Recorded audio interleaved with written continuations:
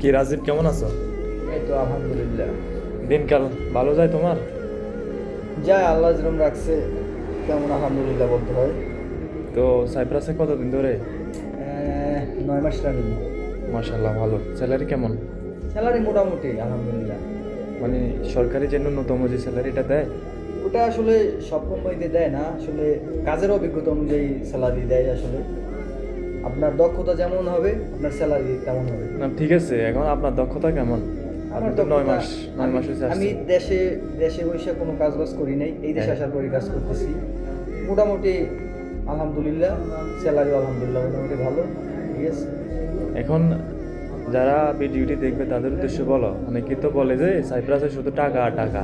টাকা আছে ভাই, যদি আপনার দক্ষতা থাকে আপনি যতটুকু কাজ করবেন কোম্পানিকে দেবেন, মালিককে দেবেন, মালিকও আপনাকে ততটুকু দেবে স্যালারি, এর বেশি দিবে না। হ্যাঁ, ঠিক আছে, এই তাই হচ্ছে। আপনার করণীয় দেশ থেকে কিছু শিখে আসা বা আপনার দক্ষতা অর্জন করা। অবশ্যই কোনো না কোনো একটা কাজ শেখা অবশ্যই দরকার। অবশ্যই। হ্যাঁ, বেকার সারাদিন ঘুরি ঘুরি, আবার হোটেলে খাই, বিদেশে আয় কয় যে আমার তো অবস্থা খারাপ, আবার মাস শেষে কি, মাস মোটা শেষে অঙ্কের যে একটা salary। মোটা অঙ্কের স্যালারি, ঠিক আছে, কাজ না করি মালিকের কাছে বলে যে আমার তো টাকা কম, হুম। এটা সেটা ওইটা।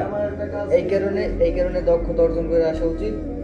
অন্তত ন্যূনতম কোনো না কোনো দক্ষতা অর্জন করা উচিত দেশে থাকতেই, কারণ এদেশে আসার পর আপনার দক্ষতা দেখবে তারা। ঠিক আছে, আপনার কাজ দেখবে। ওকে, আমার বেতন 1.5 লাখ। ঠিক আছে, তাইলে আল্লাহ হাফেজ। উনি হচ্ছে ওস্তাদ, এই রেস্টুরেন্টের ওস্তাদ। ওকে, আল্লাহ হাফেজ, সবাই ভালো থাকবেন।